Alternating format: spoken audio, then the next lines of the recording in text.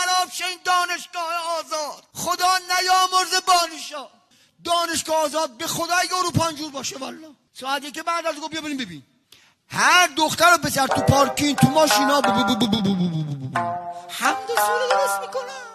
نمیدونم چه ابناء نساءنا انفسنا پسرامونا ناموسمونا خودمونا زنم انگار تمیز و بدیزون به خودم لوس بود و نشستی. این خانم که نشسته بود بنا کرد به من ور بره. بنا کرد ور بره. برادر من عزیز من هموطن من کشیه نبود بابا خوابزی من بیا